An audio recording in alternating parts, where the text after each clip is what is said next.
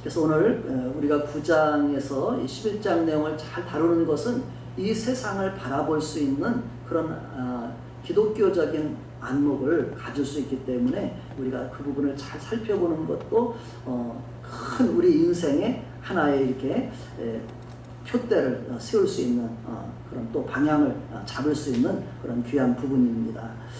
자, 오늘 우리가 9장 앞부분에서는 이스라엘 백성들이 하나님 앞에서 예수님을 보내줬을 때 얼른 받아들이고 예수님 앞에 믿고 나왔다면 얼마나 좋겠는가. 그런데 바울 사도가 자신도 그랬지만은 이스라엘 백성들이 예수님을 받아들이지 않고 오히려 예수님을 믿는 사람들을 또 교회를 핍박하고 이런 가운데 바울 사도 마음에 근심이 있는 거예요. 이스라엘 백성들이 이렇게 주님을 믿어야 되는데 대적하고 이렇게 된다면 어떻게 되는 것인가? 과연 이대로 이스라엘 백성들은 하나님 앞에서 구원에서 멀어져 가는 것인가? 하나님 앞에 구원받지 못한다면 그것이 얼마나 무서운 것인지 바울 사도는 내가 그리스도에게 끊어져서 저주를 받을지라도 내 백성 이스라엘이 구원을 받아야 되는데 하나님 그런 은혜를 주셔야 되는데 그런 마음으로 기도하면서 하나님 앞에 이렇게 나갔던 그런 모습을 그 내면을 우리에게 소개해 준 것이 9장 앞부분의 이야기예요. 그러면서 바울 사도가 깨달은 것은 이런 상황 속에 우리가 때때로 그런 생각이 들죠.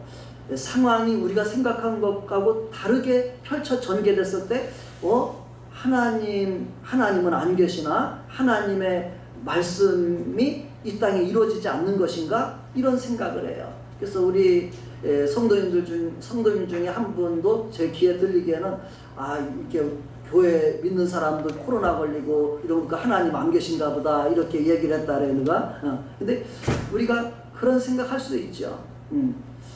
그러나 우리가 생각할 것은 바울 사도도 고민하면서 상황이 내가 생각한 것과 다르게 전개된다 할지라도 바울 사도가 깊이 살펴본 결과는 하나님의 말씀은 결코 폐하여지지 않는구나 하는 것을 깨달은 것입니다. 오늘 우리들에게도 마찬가지예요. 이 세상의 상황이 어떻게 전개될지라도 내가 이해할 수 없는 상황같이 보일지라도 하나님의 이 말씀은 결코 폐하여지지 않고 어떻게 되냐면 결국은 이 말씀대로 이 세상 가운데 다 이루실 거라는 거예요. 그렇기 때문에 우리가 이 성경을 볼만한 가치가 있는 것이고 또 여기에 목숨을 걸고 이 말씀대로 우리가 믿고 살아가는 거예요. 그만한 충분한 이미 검증된 거라 볼 수가 있죠. 이미 얼마나 수없는 사람들이 이 말씀을 통해서 깨닫고 그 자기의 생명을 걸어서 이 하나님 앞에 자기 자신을 의탁하고 또 헌신했던가를 우리가 생각하면서 나 자신에게도 그런 믿음을 우리가 세워가는 것이 우리 자신의 믿음의 성숙함을 나타내는 것이고 또 그것이 우리에게 안전한 그런 믿음을 갖게 되는 것입니다. 그리고 바울 사도가 이렇게 하나님 말씀은 결코 이렇게 이스라엘 백성이 하나님은 이스라엘 백성들을 통해서 이 세상을 구원하고자 했지만 이스라엘 백성들이 하나님 앞에 불순종함으로 말미암아 마치 실패된 하나님의 구원의 역사가 해서 끝나는 것처럼 실패된 것처럼 보여졌는데 그것이 아니라는 것을 바울 사도가 쭉 깨닫게 됩니다. 결국은 이제 11장까지 이어져 가면서 그 부분을 밝혀내는 부분이 이렇게 나오는데요. 지금 다 미리 표현하지 않고 차례대로 가면서 우리가 그분을 같이 살펴보시기 바라고요. 그리고 바울 사도가 이 하나님의 이 역사하심 우리가 이해할 수 없는 상황 속에서 깨달은 건 뭐냐면 하나님은 불쌍히 여길 자를 불쌍히 여기고 긍휼히 여길 자를 긍휼히 여기시는 분이구나. 1차적으로 앞부분에서 그것을 발견한 거예요. 하나님은 불쌍히 여길 자는 불쌍히 여기고 긍휼히 여길 자는 긍휼히 여기시는 분이시라는 거예요. 그럼 우리가 어떤 사람이 돼야 되는 거예요? 하나님 앞에 불쌍히 여김을 받을 수 있고 하나님 앞에 긍휼히 여김을 받을 수 있는 사람이 돼야 되는 거예요. 그래서 성경에 있는 사람들은 하나님 앞에 우리 앞에 먼저 믿음을 하나님 앞에 믿음의 바늘에 섰던 사람들은 하나님 앞에 불쌍히 여김을 받고 긍휼히 여김을 받은 사람들이라는 걸 우리가 생각하면 돼요. 성경에 한나라고 하는 여인이 있죠, 그렇죠? 예, 한나라고 하는 여인이 자식을 갖지 못하는 상황 속에서 오히려 그 첩이인지도 모르겠어요. 그 한나를 막 구박하고 이런 상황 속에서 한나는 그 같이 미워하고 싸우고 그런 것이 아니라 자기의 원통함을 하나님 앞에 아뢰면서 기도했다 이렇게 했어요. 그렇게 했을 때 하나님 앞에서 한나는 긍휼함을 받고 하나님께서 정말 이 세상에 수없이 많은 아들과 비교할 수 없는 귀한 믿음의 아들 사무엘을 주셔가지고 하나님의 그 나라에 또 하나님의 이스라엘의 구원 역사 가운데 귀한 일꾼으로 이렇게 세워주신 것을 보게 됩니다. 다른 사람들 다 한 사람 한 사람의 생애를 보면 마찬가지일 거예요. 우리가 한 사람 한 사람의 생애를 다 바라본다면 하나님의 긍휼함을 받을 만한 사람들, 긍휼함을 입은 사람들을 통해서 하나님의 일을 이루어갔다는 사실을 우리가 보게 되는 거예요. 그래서 오늘 우리가 그러나 조금 또 한편으로 그러면서도 이해하기 어려운 부분이 우리가 그 9장 마지막 부분에 이런 부분이 있어요. 지난주에 본 것 중에 17절 18절 말씀을 한번 잠깐 보겠습니다. 9장 17절에 보면 이렇게 돼 있어요. 성경이 바로에게 이르시되 내가 이 일을 위하여 너를 세웠으니 곧 너로 말미암아 내 능력을 보이고 내 이름이 온 땅에 전파되게 하려 함이라 하셨으니. 우리가 애굽왕 바로 잘 알죠. 이스라엘 백성들을 그 번성하는 것을 보면서 두려움 가운데 이스라엘 백성들을 억압하고 학대했던 그 바로 왕이 있어요. 근데 그 바로 왕이 하나님께서 모세를 통해서 내 백성을 내보내서 나를 섬기게 하라 이렇게 했을 때 쉽게 내보내지 않잖아요. 10가지의 재앙을 내렸을 때 마침내 하나님 앞에 항복을 하거든요. 왜냐하면 항복하지 않으면 자기 자식까지 잃어버렸어요. 하나님 앞에 불순종하고 듣지 않다가 자식까지 잃을 뿐 아니라 애굽 땅에는 모든 장자들을 다 잃게 됐어요. 그래서 또 여기서 버티면 어떻게 될까요? 이제는 애굽의 장자만 잃는 것이 아니라 애굽이 완전히 망할 수도 있는 거예요. 이 상황 속에서 이전 대신들도 바로를 향해서 막 원망을 하죠. 더 버티다가는 이 백성이 다 망한 줄 아직도 모릅니까? 빨리 이스라엘 백성을 하나님 말씀대로 내보내십시오. 막 이렇게 백성들도 이제 이야기하죠. 아마 북한 땅에도 이런 상황들이 전개될지도 모를 거예요. 우리가 지금 보이진 않지만은 북한 주민들의 상황이 어찌 보면 이런 상황들이 올 수도 있다고 생각해요. 왜냐하면 모든 각 나라의 지도자들을 세워서 하나님의 영광을, 하나님의 능력을 나타내고 거기에 보면 뭐라 하냐면 바로에게 내가 이 일을 위하여 너를 세웠다. 모든 이 세상에는 모든 일들이 우연이 아니라 하나님의 주권 아래에 있다고 생각해 봤을 때 하나님이 세우셔서 너로 말미암아 내 능력을 보이고 내 이름이 온 땅에 전파되게 하려 함이라. 하나님은 그 일을 위해서 이 땅의 모든 사람들을 세우신 거예요. 그 일을 감당하면 하나님 앞에 선한 도구가 되는 것이고 그렇지 않으면은 하나님 앞에 어떻게 돼요? 대적하다가 멸망당하는 거예요. 진노의 그릇이 되어버리는 거예요. 그래서 우리는 하나님 앞에 어떤 인간도 교만해서는 안 되는 거구나. 하나님의 뜻을 깨닫고 하나님 앞에 그 뜻을 나타내고 순종해야 되지. 그렇지 않으면 오히려 멸망에 가까운 인생을 살게 되는 것이다. 우리가 이렇게 볼 수가 있습니다. 그리고 나서 이렇게 말씀합니다. 18절에 그런즉 하나님께서 하고자 하시는 자를 긍휼히 여기시고 하고자 하시는 자를 완악하게 하시느니라. 이 말이 우리에게 아주 크게 조심스러운 그런 말이에요. 하나님이 하고자 하시면 그를 긍휼히 여기시고 또 하나님이 하고자 하시면 완악하게 하신다 이렇게 했어요. 그럼 좀 전에 제가 표현한 것처럼 한나는 하나님께서 하고자 하셔서 긍휼히 여기셨고 또 바로는 하나님이 하고자 하셔서 완악하게 하셨구나 이렇게 생각할 수 있잖아요. 그렇죠? 그렇게 생각할 수 그래서 아멘 했는데 그 아멘도 또 다시 한번 더 돌아가야 돼요. 왜냐하면은 하나님이 바로는 완악하게 하시던 바로에게 책임이 있어요, 없어요? 책임이 없는 것처럼, 인간에게 책임이 없는 것처럼 우리가 이해할 수가 있어요. 그렇죠?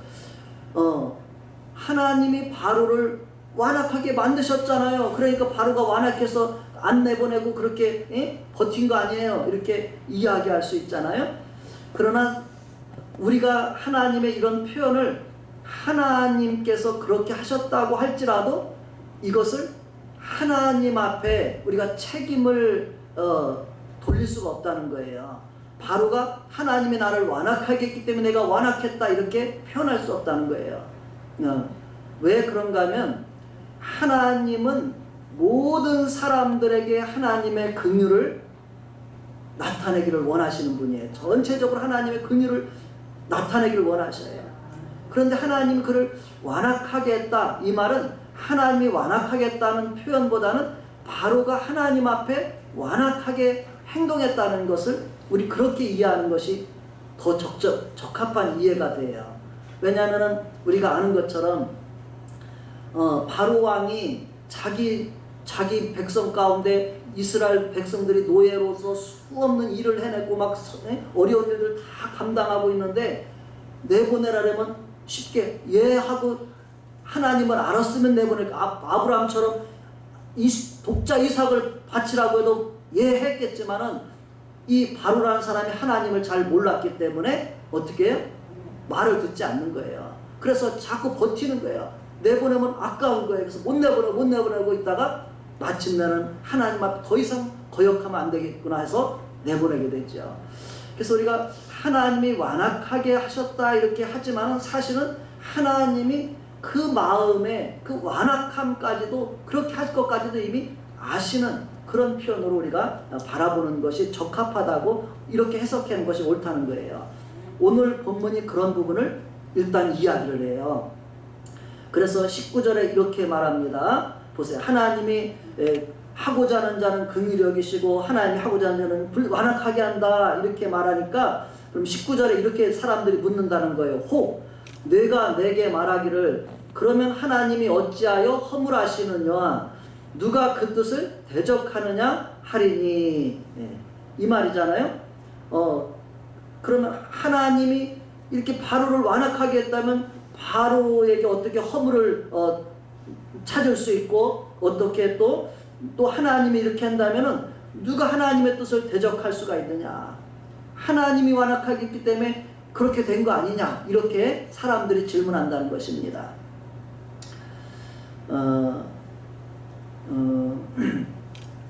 이거에 대해서 이제 그 다음에 하나님의 대답이 나오는데요.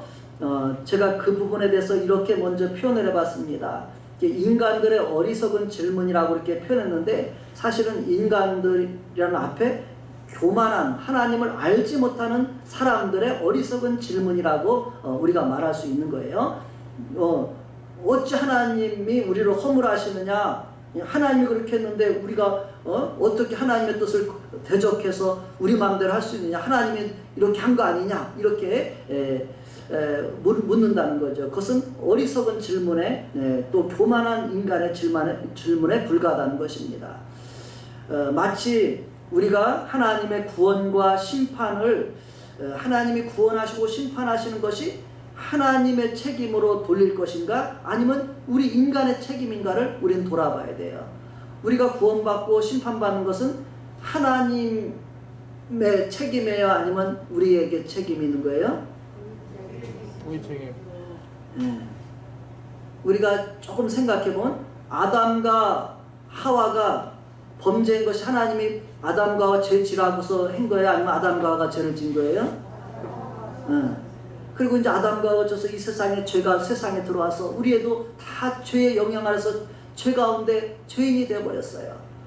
그러면 우리가 이 가운데 있어서 내가 구원받고 심판받는 것, 내가 심판받는 거 하나님 책임이에요? 내 책임이에요? 우리가 하나님 앞에서 온전하게 살지 못해서 심판받으면 자기 책임이지 하나님 책임이 아니란 말이에요. 그렇죠?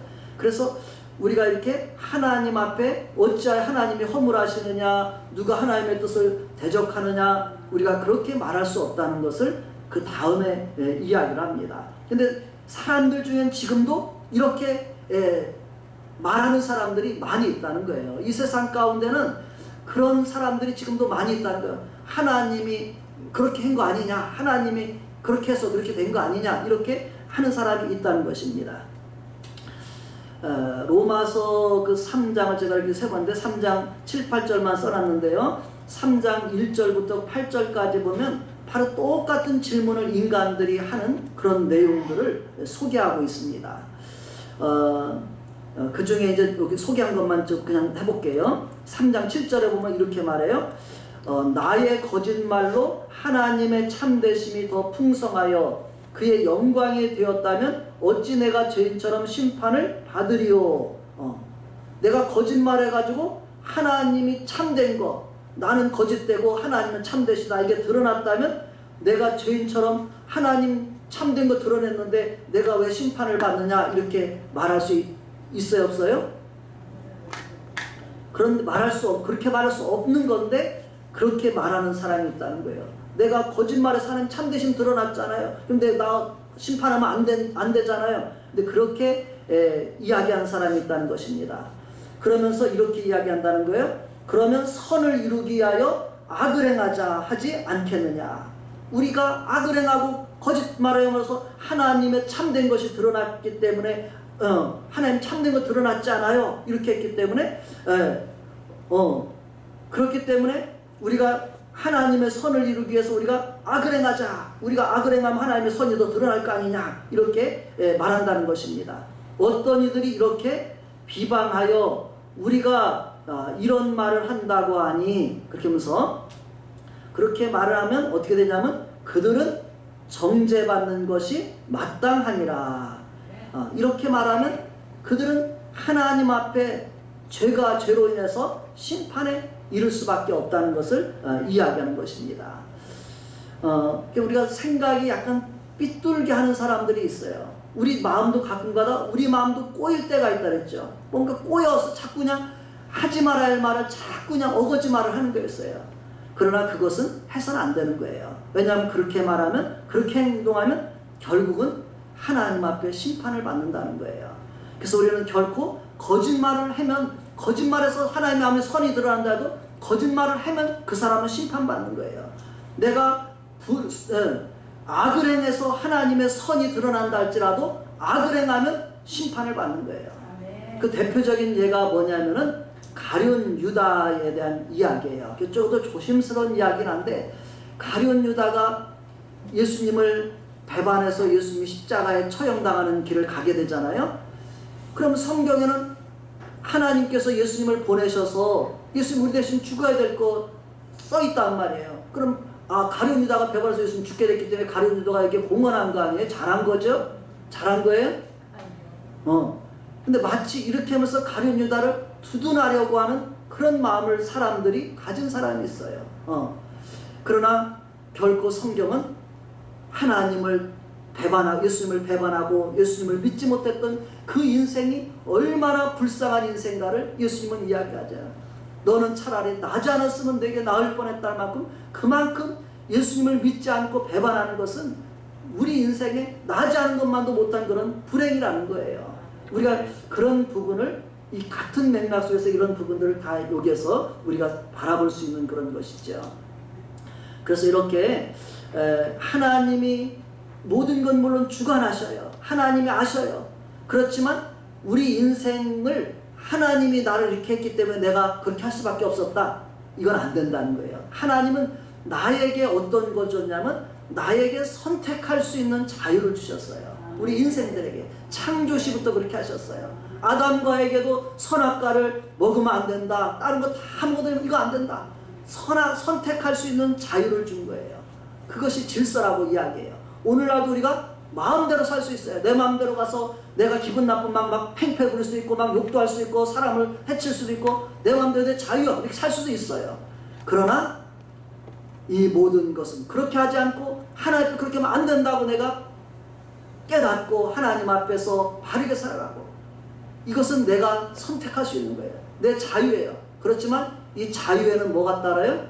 책임이 있다는 거예요. 그 모든 것의 결과는 책임을 내가 져야 된다는 거예요.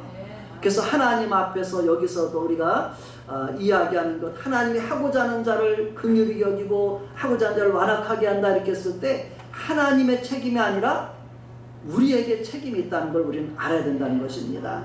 그래서 그것을 어리석은 인간의 말이라고 이렇게 표현할 수 있겠죠. 그러면서 이에 대해서 하나님의 대답을 그 아래서 소개합니다. 누가 하나님이 어째 우리를 허물할 수 있고 어찌 우리가 하나님의 뜻을 대적하겠느냐 이렇게 하면서 악을 행하면서 그런 말을 하는 사람들에 대해서 하나님은 뭐라고 말씀하시냐면 이제 20절부터 하나님의 대답이 나옵니다. 우리 20절부터 23절까지인데 한번 20절부터 21절 두 절 먼저 읽고 그 다음에 22, 23절 읽겠습니다. 자, 20절, 21절 한번 먼저 봅시다. 시작. 이 사람아 내가 누구이기에 감히 하나님께 반문하느냐. 지음을 받은 물건이 지은 자에게 어찌 나를 이같이 만들었느냐 말하겠느냐. 토기장이가 진흙 한 덩이로 하나는 귀에 쓸 그릇을 하나는 천이 쓸 그릇을 만들 권한이 없느냐. 첫 번째 하나님의 대답인 거예요.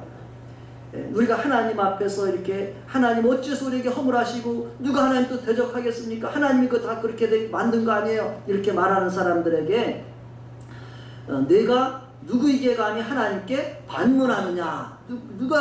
내가 누구에게 감히 그렇게 말하느냐? 이렇게 말하는 거죠. 지음을 받은 물건이 지은 자에게 어찌 나를 이같이 만들었느냐? 말하겠느냐? 오늘 우리가 이 말씀 속에 조금 더 영적으로 유익하려면 그 생각해 보세요. 오늘 지음받은 물건이 누구예요? 나예요, 나. 지음받은 물건이 우리 자신이에요. 또 지은 자는 누구예요? 하나님이에요. 하나님에게 하나님 어찌 나를 이같이 만들었습니까? 이렇게 아마 많이들 기도하지 않았을까 싶어요. 그런 말 하며 살지 않았을까 싶어요. 우리의 인생이 힘들고 어려우면 하나님 나 왜 이렇게 만들었어요? 부모님 원망한다고 했죠. 부모님 나 이렇게 만들어서 내 모양 이 모양 이 꼴 아니니까 이렇게 해서 옛날에 부모 탓한다 이렇게 말하잖아요. 근데 그것은 결국은 뭐냐면 하나님 탓이 되는 거예요. 똑같이 하나님이 만들으셨기 때문에 우리가 여기서 어찌 나를 이같이 만들었느냐 이렇게 말하는 것이 얼마나 하나님 앞에서 우리가 합당하지 않은 말인가 그것을 이야기하는 거잖아요. 그래서 어떻게 이렇게 만들었느냐 말하겠느냐 이렇게 이제 먼저 말씀하죠. 그렇게 말해서는 안 된다는 거죠. 그 다음에 토기장이가 진흙 한 덩이로 하나는 귀 쓸 것을 하나는 천이 쓸 것을 만들 권한이 없느냐 이렇게 물어요. 토기장이가 하나를 나는 이거 가지고 이번에 이걸 만들어 볼까? 하나 이걸 만들 거야. 토기장이가 그걸 만들 수 있는 권한이 있어요, 없어요? 있어요. 토기장이어서 하나님을 비유하는 거잖아요, 그렇죠? 그릇은 이 뒤에 보면 우리라고 말했어요. 하나님이 나를 이런 모양으로 이 사람 이런 모양 저 손으로 만들 권한이 있다는 것입니다. 근데 여기까지만 해도 좀 그래도 마음에서 잘 풀어지지 않을 수가 있어요. 하나님께도 내가 마음에 안 들어요. 막 또 이렇게 할 수도 있어요. 그렇죠? 나 저 사람 같이 해주죠. 이렇게 또 비교할 수가 있을 거예요. 우리가 그런 것이 얼마나 잘못된 것인가 우리가 생각해 봐야 됩니다. 그거에 대해서 디모데후서 2장 20절 21절에 같은 내용들이 좀 나오기 때문에 한번 읽어볼 테니까 들어보세요. 큰 집에는 금그릇과 은그릇뿐 아니라 나무그릇과 질그릇도 있어 귀하게 쓰는 것도 있고 천하게 쓰는 것도 있나니 그러므로 누구든지 이런 것에서 자기를 깨끗하게 하면 귀히 쓰는 그릇이 되어 거룩하고 주인의 쓰임에 합당하며 모든 선한 일에 준비함이 되리라. 답은 여기에 있는 거죠, 그렇죠? 디모데후서에 답이 있죠. 하나님이 나를 금그릇인지 은그릇인지 나무그릇인지 질그릇인지 어떤 모양으로 내가 만들어졌을지라도 그것이 중요한 것이 아니라 뭐냐면 여기에서 이런 것에서 자기를 깨끗하게 하면 귀하게 쓰는 그릇이 된다는 거예요. 아무리 금그릇으로 지음 받았을지라도 깨끗하지 않으면 전혀 쓰임 받을 수 없다는 거예요. 그래서 내가 금그릇이냐, 이렇게 젊은이들 뭐 금수저 물고 나왔냐, 흑수저 뭐냐면 이런 얘기 한국 사람들이 많이 젊은이 됐다래. 쓸데없는 얘기 하는 거예요. 쓸데없는 얘기. 그렇죠? 그게 필요한 것이 아니에요. 우리나라가 전 세계적으로 못 사는 것이 아니라 잘 사는 나라예요. 전 세계 뭐 8등까지 갔다고 이렇게 얘기해요. 뭐 8등에서 11등 사이 아마 지금 될지 모르겠지만 잘 사는 나라예요. 이 전 세계 각 나라 돌아보면 말할 수 없이 고통 가운데 살아 힘들게 지금 어려움 가운데 목숨을 연명해서 살아가는 그 사람들이 얼마나 많은데 우리가 그런 말 한다는 것은 그 사람들이 들으면은 우리가 북한 좋아한다는 말은 똑같대요. 그럼 북한도 가라 이렇게 말해. 그 사람한테 가라 이렇게. 그 사람 우리가 여기서 원망 보면 그 사람들은 너 여기 와 살아봐라 이렇게 말할 거예요. 그러니까 우리가 참 우리 마음이 너무 어떻게 보면 참 깊지 못하고 깊이 생각하지 못하는 그런 것들이라고 이렇게 생각해 볼 수 있겠죠. 그래서 여기서 하나님은 이렇게 토기장이가 귀 있을 것도 천 있을 것도 만들 권한이 있다는 것입니다. 중요한 건 뭐냐면 그 가운데서 자기를 깨끗하게 하느냐 깨끗하지 못하게 하는 것이 우리의 책임이라는 거예요. 깨끗하게 하는 자는 하나님 앞에 귀하게 쓰임받는다는 거예요. 나무 그릇이라도 귀하게 쓰임받을 것이고 질그릇이라도 그냥 쓰임받는다는 거예요. 그래서 우리가 하나님 말씀을 통해서 우리를 고쳐가는 거죠. 그렇죠? 우리의 생각들을 고쳐가는 거, 잘못된 것을 고쳐가야 돼요. 우리의 삶을. 그리고 또 그 다음에 이렇게 이어서 말씀합니다. 이제 22절, 23절 이어서 더 읽어보세요. 하나님 말씀 이어서 봅니다. 시작. 만일 22절, 23절 만일 하나님이 그의 진노를 보이시고 그의 능력을 알게 하고자 하사 멸하기로 준비된 진노의 그릇을 오래 참으심으로 관용하시고 또한 영광받기로 예비하신 바 긍휼의 그릇에 대하여 그 영광의 풍성함을 알고자 하셨을지라도 무슨 말을 하리요. 이 끝에 부분을 잘 우리가 생각해야 돼요. 아까 그 바로에게 하나님이 그의 뭐라 했어요? 그의 일을 세워서 그의 능력을 보이고 내 이름이 온 땅에 전파되게 하기 위해서 세웠다고 말해요. 하나님은 그래서 바로를 세운 거예요. 근데 바로는 그것을 알지 못하고 한참 대적했던 그런 모습을 우리가 볼 수 있잖아요. 그래서 그 모습 속에서 우리가 여기 22절에 만일 하나님이 그의 진노를 보이시고 그의 능력을 알게 하고자 하사 멸하시기로 준비된 진노의 그릇을 하나님은 어떻게 했어요? 오래 참으심으로 관용하시고 이렇게 했어요. 여기서 하나님께서 그 진노를 내려 마땅한 사람이지만 오래 참고 관용하셨다는 것은 무엇을 또 한편 우리에게 말해주는 거예요?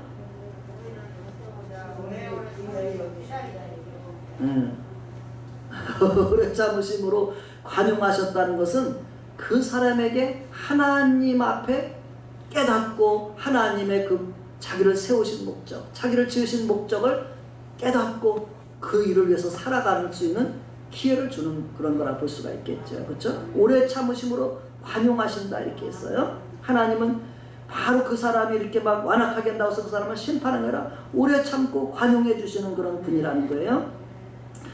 또 영광 받기로 예비된 긍휼의 그릇에서는 그 영광의 풍성함을 하나님이 나타내신다는 거예요. 하나님 앞에 성경에 쓰임받은 성경의 인물들을 하나님이 얼마나 그 영광의 풍성함을 나타내셨는가. 우리가 이런 모든 것에 대해서 우리가 무슨 말을 하리요 이렇게 이야기를 하고 있죠.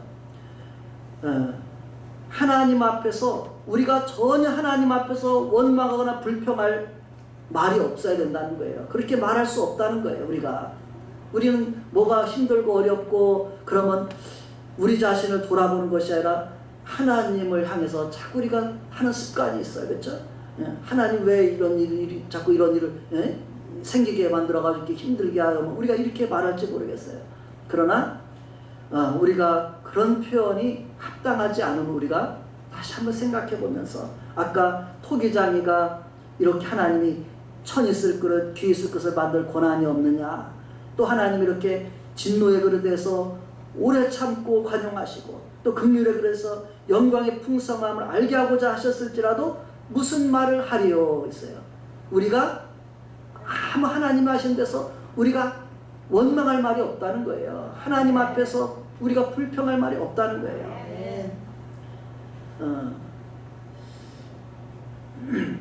그 부분에 있어서 조금 더 좀 더 생각할 부분이 좀 남아 있는데요. 그 부분은 아랫부분에 제가 로마서 말씀을 봅니다.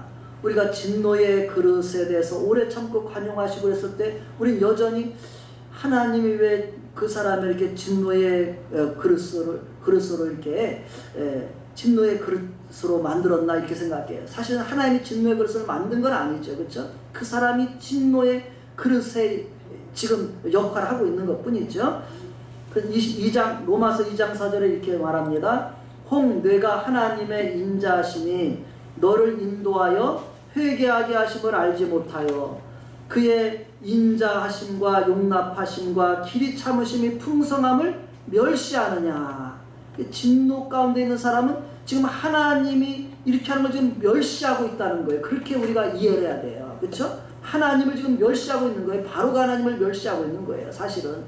그렇죠? 하나님이 그를 진노의 그릇으로 완악하게 한다기보다는 바로가 지금 하나님을 멸시하고 있기 때문에 지금 그런 상황이 되어 있다는 것입니다. 다만 내 고집과 회개하지 아니한 마음을 따라 진노의 날 곧 하나님의 의로우신 심판이 나타나는 그날에 임할 진노를 내게 쌓는도다. 자신에게 쌓고 있다는 거예요. 그래서 우리는 하나님 앞에서 우리가 결코 완악할 수 있고 교만해서는 안 되는 것이고 어떤 상황 속에서 하나님 앞에서 나를 돌아보고 하나님이 지금도 오래 참고 관용해주고 계시고 하나님의 긍휼함을 우리에게 나타내고자 하시는 그 하나님을 우리는 바라봐야 될 것입니다. 아멘. 그러면서 로마서 2장 6절에 하나님께서 각 사람에게 그 행한 대로 보응하시되 참고 선을 행하여 영광과 존귀와 썩지 아니함을 구하는 자에게는 영생으로 하시고 오직 당을 지어 진리를 따르지 아니하고 불의를 따르는 자에게는 진노와 분노로 하시리라. 예, 우리가 이 말씀을 잘 기억하시기 바랍니다. 하나님은 각 사람에게 그 행한 대로 보응하시는 분이라는 거예요. 아까 하나님이 하고자 하는 자를 완악하게 떠서 하나님이 그를 완악하게 만든 것이 아니라 그 사람의 행한 대로 지금 보응을 받고 있다는 사실을 기억해야 될 것이에요. 그래서 오늘 아까 요셉이가 인용한 그런 역대하 말씀도 하나님 앞에 여러 재앙이 임하면 그것이 하나님이 재앙을 내려오실 뿐 아니라 우리 인생들에게 죄악에서 돌이키고 깨닫고 돌이키라는 하나님의 채찍인 거예요. 왜? 우리를 사랑하시기 때문에.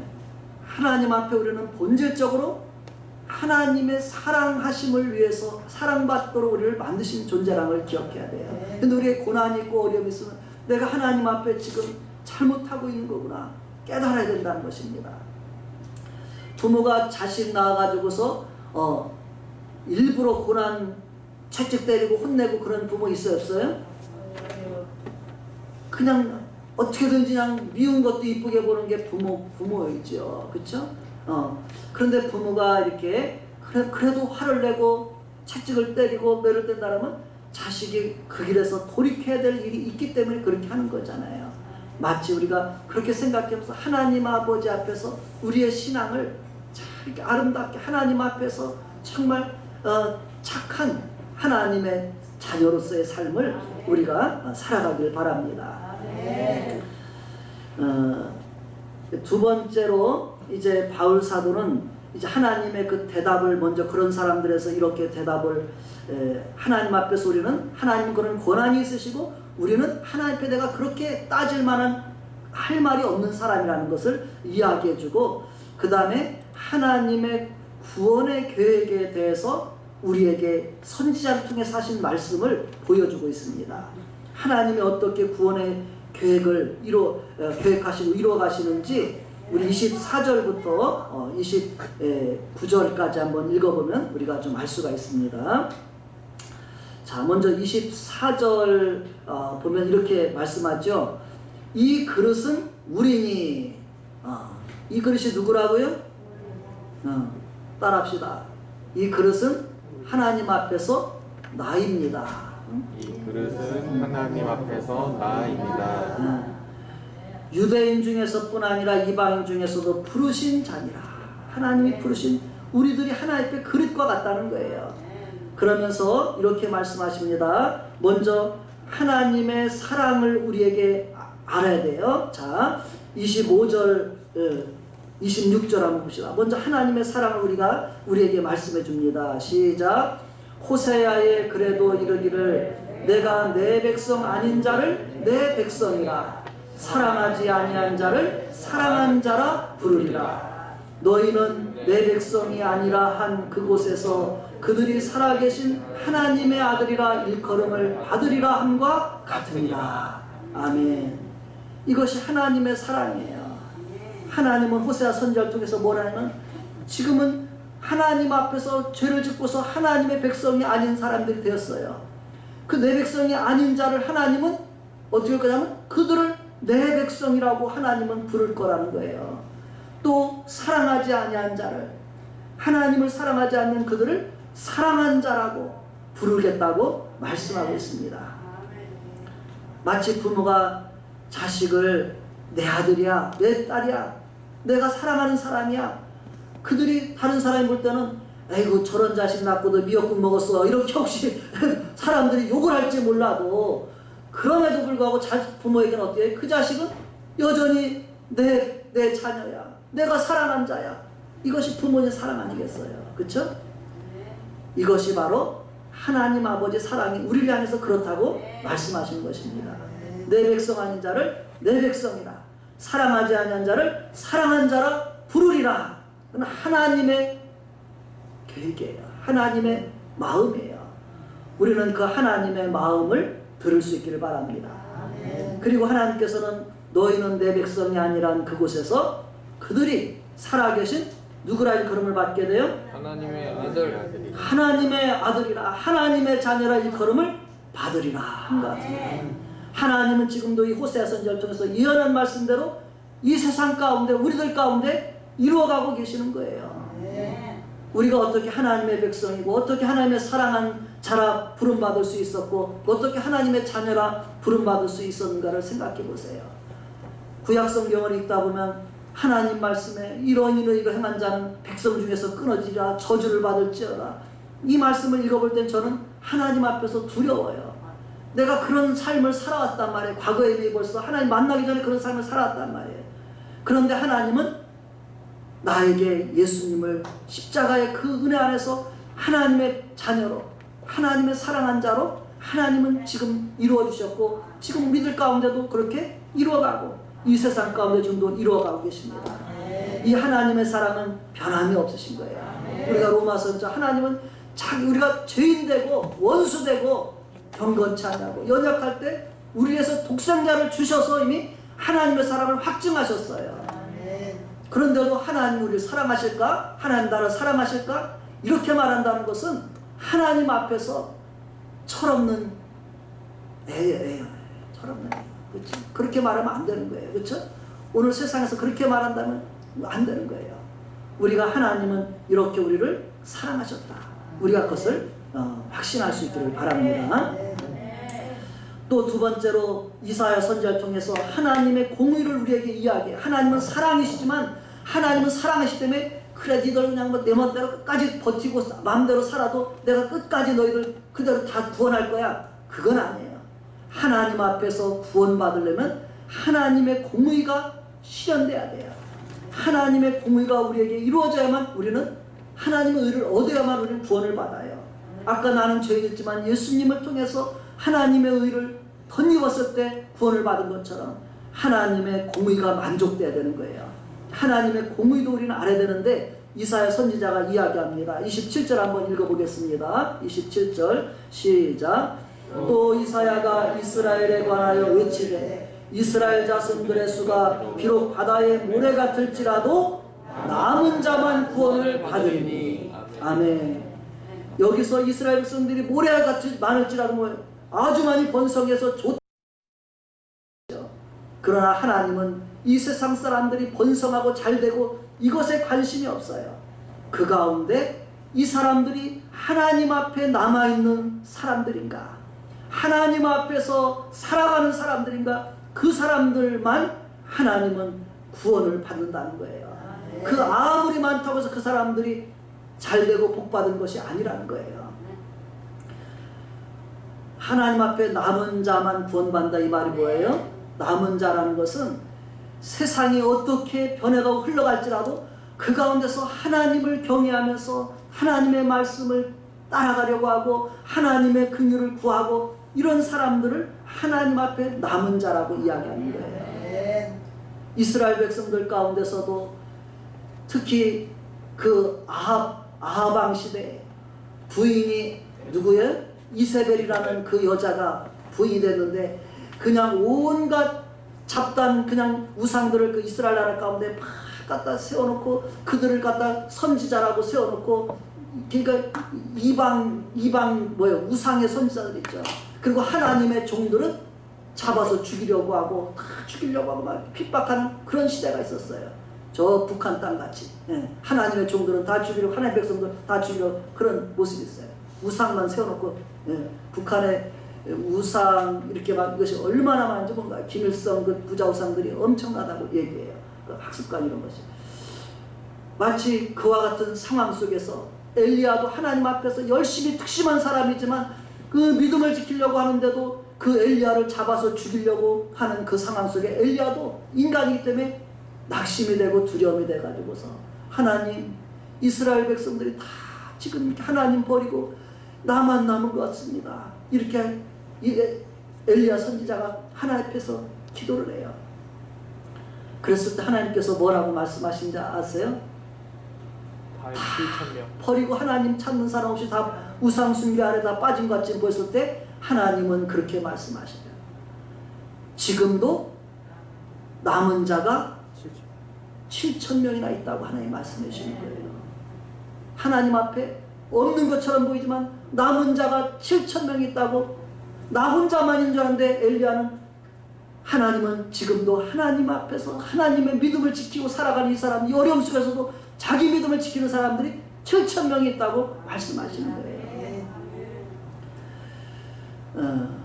오늘 우리들이 하나님 앞에서 남은 자의 삶을 살아가는지를 돌아보시기 바랍니다. 나만 남았다 생각하지 마시고 지금도 이 땅에 남은 자들이 있음을 우리가 기억해야 돼요. 더 나아가서는 북한 땅에도 우리가 이미 벌써 아마 70년이 넘는 세월 공산치하에서 그렇게 박혀도 지금도 거기에 남은 자들이 있다는 거예요. 치약교회가 있고 그 발각돼가지고 평생 그만큼 노동 아주 그냥 고된 노동을 하고 거기서 죽어가는데도 끝까지 믿음을 지켜갔다가 발각되고 이런 사람들이 지금도 거기에 있다는 거예요. 오늘 우리들의 삶 가운데 하나님 앞에서 그냥 사람이 많고 번성하면 그것이 복이 아니라 하나님 앞에 남은 자로 살아가는가, 우리가 이것을 기억하시기를 바랍니다. 하나님은 아무리 사람이 많아도 그 사람들이 구원받는 것이 아니라 남은 자만 구원받는다는 거예요. 그렇죠? 우리가 이것을 기억해야 돼요. 이 세상 사람들이 모두 구원받을 것인가? 하나님은 모두 구원받기 원하지만 적은 사람이 구원받을 거라고 성경은 그런 암시도 있어요. 좁은 문으로 들어가는 자만 구원을 받는다고 말씀하고 있습니다. 하나님 앞에서 우리가 하나님의 구원의 말씀을, 믿음을 따라서 살아가시기를 바랍니다. 세 번째, 하나님의 긍휼에 대해서 또 선지자를 통해서 말씀하신 부분이 있습니다. 28절 29절 보시겠습니다. 28, 29절 시작. 땅 위에서 그 말씀을 이루고 속히 시행하시리라 하셨느니라. 또한 이사야가 미리 말한 바 만일 만군의 주께서 우리에게 씨를 남겨두지 아니하셨더라면 우리가 소돔과 같이 되고 아멘. 이 부분 말씀을 잘 한번 생각해 보세요. 하나님이 우리에게 씨를 남겨두지 않으셨다면 우리는 소돔같이 되고 고모라와 같을 수밖에 없는 게 저와 우리 인생이라는 것입니다. 소돔 고모라가 어떻게 됐어요? 소돔 고모라가 아브라함 시대 때 그 당시에 에덴 동산 같이 푸르고 물이 넉넉하고 아주 그냥 번성하고 풍요롭고 그런 도시였어요, 말하자면. 그러나 그 도시에 하나님 앞에서 남은 자가 없이 믿음으로 살지 않고 오히려 세상 향락만 쫓아가고 쾌락만 쫓아가고 동생애를 하고 이런 그 소돔 고모라에 대해서 하나님은 이미 마지막 때 심판하실 유황불을 미리 내려서 이 세상에 거울이 되게 하셨다, 교훈이 되게 하셨어요. 하늘로부터 유황불이 내려서 그 도시에가 다 그냥 불바다가 되버린 거예요. 다 옹기점 가마 연기같이 거기서 타올랐다. 소돔 고모라 그 집집마다 그냥 다 불덩어리가 돼버린 거예요. 마지막 이 세상을 심판하실 것이 예표예요. 성경은 노아 시대 때는 홍수로 심판했지만 이제 하나님은 노아 이후로 다시 내가 물로 심판할 거다. 그러나 마지막 때는 불과 불로다가 하나님이 이 세상을 심판한다는 거예요. 하늘에서 불을 내려 심판한다는 거예요. 그 심판을 아무도 피할 수 없는 거예요. 그 심판에서 구원받는 유일한 길은 뭐예요? 하나님의 긍휼함을 받는 거예요.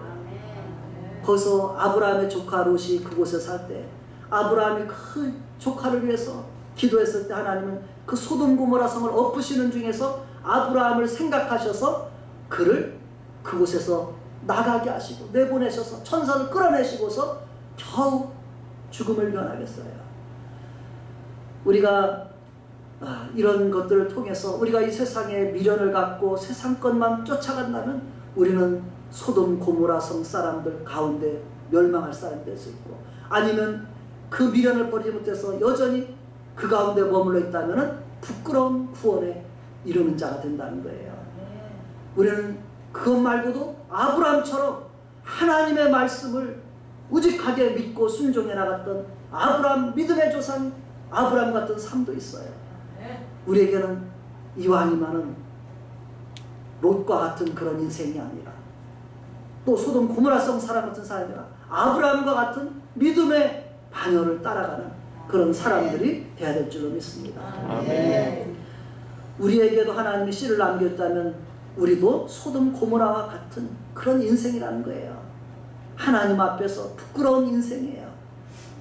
그러나 하나님께서 우리에게 지금도 씨를 남겨두셔서 예수 그리스도를 통해서, 또 예수 그리스도를 통해서 헌신하는 하나님의 사람들을 통해서 오늘 우리들이 이 부끄러운 죄악의 멸망 속에 빠져 살지 않고 하나님 앞에서 우리가 하나님의 긍휼함과 구원함을 얻는 삶을 살도록 역사하시는 분입니다. 아멘. 그래서 이것을 우리가 하나님의 긍휼이라고 이렇게 볼 수 있죠. 하나님이 지금 씨를 남겨둬서 그와 같이 되지 않게 지금 하고 계시다는 것입니다. 그러나 하나님께서, 우리가 먼저 읽었지만 28절에 보면 주께서 땅 위에서 그 말씀을 이루고 속히 시행하시리라. 오늘 우리는 이 세상 가운데 하나님 말씀을 이루실 것이고 그것이 다 시행될 것을 우리는 아셔야 돼요. 아멘. 네, 그래서 우리가 이제 우리가 송목사님 통해서 요한계시록을 매주 끝주에 이렇게 좀 배우고 있잖아요. 금년 12월까지는 요한계시록 22장까지 다 배우게 될 건데, 요한계시록은 사도 요한을 통해서 장차 이 세상 마지막 때 될 일들을 하나님께서 미리 다 계시해 주신 거예요. 그렇기 때문에 우리가 그 부분을 잘 배우고 읽고 하면서 세상 가운데서 내가 하나님 어떻게 살아가야 되는지, 이 세상에 소돔 고모라 성 사람처럼 세상 물질만 따라가며 살지, 아니면은 하나님도 믿는다고 하지만 또 세상 것 좋아서 양발 거치고 사는 롯과 같이 살지, 아브라함처럼 하나님만 의지하고 가면 하나님이 나의 방패되고 상급되심을 믿고 하나님만 믿고 살아갈지, 우리가 이런 부분들을 말씀을 통해서 우리가 선택해야 될 줄로 믿습니다. 각 사람이 행한 대로 하나님이 보응하실 것입니다. 결론적인 부분입니다. 하나님의 이제 구원의 방법을 30절, 31절에서 이야기하고 마지막 33절을 봅니다. 먼저 30절, 31절을 보겠습니다. 시작. 그런즉 우리가 무슨 말을 하리요? 의를 따르지 아니한 이방인들이 의를 얻었으니 곧 믿음에서 난 의요 의의 법을 따라간 이스라엘은 율법에 이르지 못하였으니 어찌 그러하냐 이는 그들이 믿음을 의지하지 않고 행위를 의지하니라 부딪힐 돌에 부딪혔느니라. 아멘. 하나님의 구원의 방법이라고 제가 소개했습니다. 이방인들이 하나님 앞에서 전혀 의롭지 못한 소돔 고모라 성 같았던 우리가 하나님 앞에서 의를 얻었대요. 이방인들은 의를 얻었어요. 어떻게 얻었다고요? 믿음에서 난 의라. 하나님 말씀 믿고 예수님 믿어서 하나님 앞에서 우리를 의롭다고 해줘서 우리가 하나님의 자녀가 되고 하나님의 백성이 되고 하나님의 사랑받는 자가 되었다고 말씀해 주는 것입니다. 그러나 지금 이스라엘 백성들, 사도 바울이 안타까워하는 그 이스라엘 백성들은 하나님의 그 의의 법, 율법을 받았어요. 그런데 그 율법을 통해서 하나님의 의롭다함을 받지 못했다 했어요. 왜 그래요?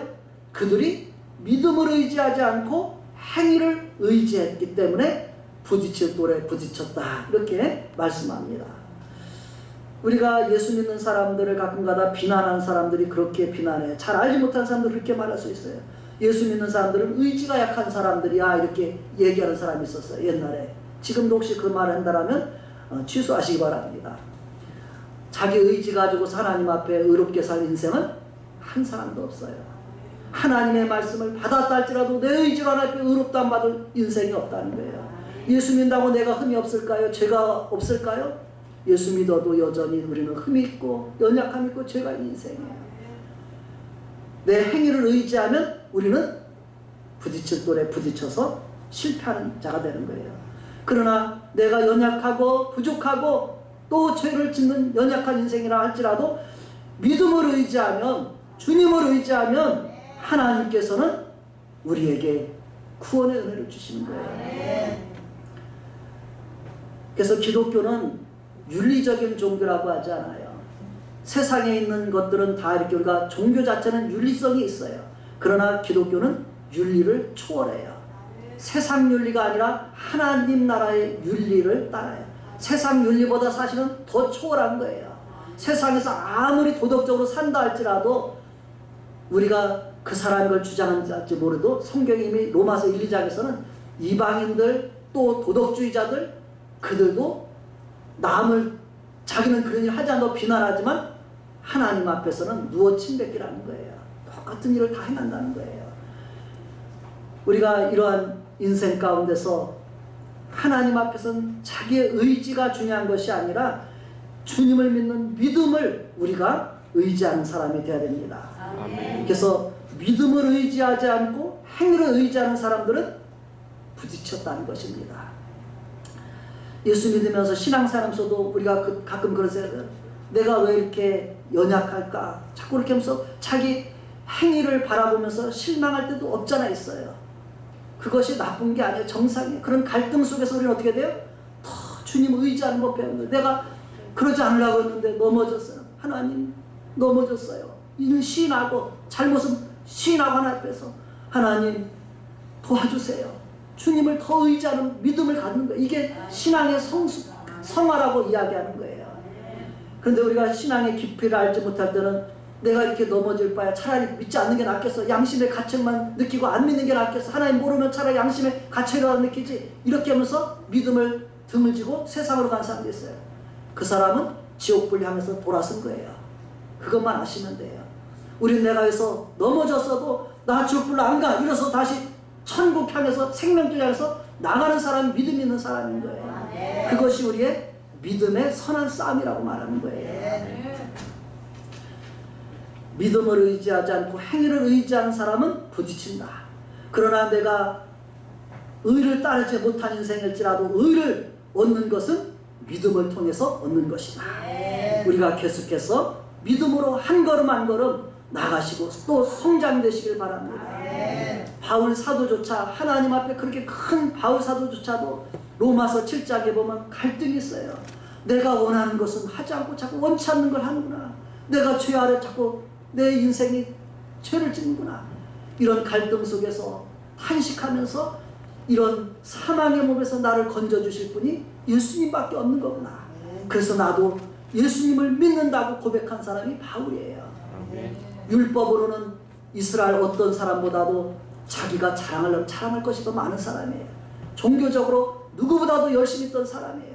그러나 율법으로 얻은 의가 아니라 예수님을 믿는 믿음으로 의를 얻는 것을 알고 나는 예수님을 믿습니다 하고 나간 사람입니다. 우리에게도 믿음으로 하나님 앞에 이런 의를 우리가 얻게 하신 것입니다. 결론적으로 33절의 말씀을, 그 밑에 참조구절은 제가 이야기한 부분 갈라디아 3장 19절, 또 갈라디아서 2장, 또 빌립보 3장 9절에 보면 바울이 자기가 율법으로 자기도 이렇게 실패자지만 예수 믿어서 의롭게 되는 것을 알고 나도 예수 믿습니다 하는 그런 고백이 나오니까 참조해 읽어보시면 좋을 것 같고요. 결론적으로 33절을 다 같이 읽겠습니다. 시작. 기록된 바 보라 내가 걸림돌과 거치는 바위를 시온에 두노니 그를 믿는 자는 부끄러움을 당하지 아니하리라 함과 같으리라. 아멘. 하나님은 어찌 보면 여기서 걸림돌과 거치는 바위가 예수 그리스도라고 이야기할 수 있는 거예요. 왜 예수님을 좋은 돌로만 표현하고 이렇게 했는가? 예수님을 우리가 의지하지 않으면 나에게 걸림돌과 거치는 바위가 되지만 예수님을 믿는 자는 주님 앞에서 거치는 것이 되지 않고 나의 부끄러움이 되지 아니하고 나의 의가 되고, 그렇기 때문에 예수님을 부딪히는 돌 걸림돌이라고 이렇게 표현했습니다. 그래서 그를 믿는 자는 부끄러움 당하지 않으리라. 따라합시다. 예수님을 믿는 자는 부끄러움을 당하지 아니하리라. 우리가 이 믿음 가지고 살아가는 것이에요. 내가 예수님 믿기 때문에 이 세상에서 또 주님 앞에 설 때 부끄러움 당하지 않고 하나님 앞에 의의 옷을 입고 의의 천국에서 우리가 영원토록 우리가 살게 될 것입니다.